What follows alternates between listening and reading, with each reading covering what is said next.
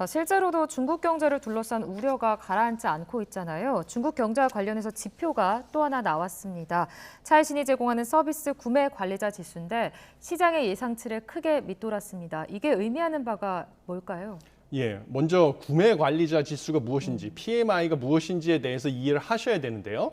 구매 관리자 지수는 기업에서 중간 관리자급인 구매를 담당하는 관리자들에게 설문조사를 한 것입니다. 예. 설문조사를 해서 전월보다 올해 기업 운영 상황이 나아졌다는 응답이 더 많게 되면 그 반대 응답보다요. 그러면 이게 기준치가 50인데요. 50보다 커지고요. PMI 지수가. 그래서 50보다 크면 업황이 좋다. 그래서 경기가 확장될 것이다 라고 우리가 이해를 하시면 되겠습니다. 예. 그런데 50 아래로 떨어지게 되면 경기가 앞으로 위축될 것이다 라고 보시면 되는데 중국의 서비스업 PMI 같은 경우는 51.8이라서요. 50보다는 큽니다. 그래서 지금 현재 경기 확장인 것은 맞는데 문제는 이 수치가 지속적으로 하락하고 있다는 점이죠. 예. 그래서 지속적으로 하락해서 지금 51.8이라는 것은 앵커님께서 지적해 주셨다시피 시장의 전망과도 보다 훨씬 낮은 수치고요. 연중 최저치가 되겠습니다. 그런데 그동안에 중국에서 코로나19로 인한 강력한 그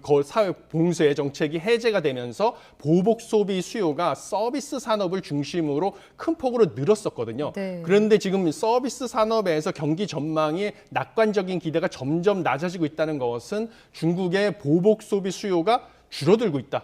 그래서 중국의 소비가 줄어들면 당연히 한국의 대중 수출도 좀 타격을 받을 가능성이 커서요. 뭐 중국뿐만 아니라 한국에도 좋지 않은 소식입니다. 예. 그러니까 이런 그 실망스러운 지표 때문에 중국 증시도 내림세를 보였고 위안화도 약세를 보였습니다. 그런데 늘 이럴 때마다 그 원달러 환율도 덩달아 오르더라고요. 그러니까 오른다는 거는 원화가 약세가 된다는 뜻인데 그렇습니다.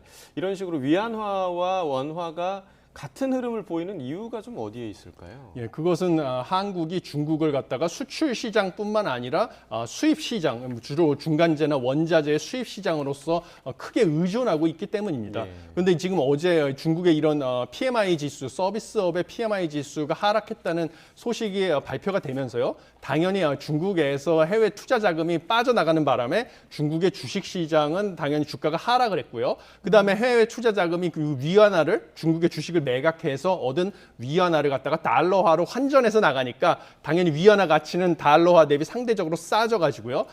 위안화 환율은 상승하는, 위안 달러 환율은 상승하는 결과를 보였습니다.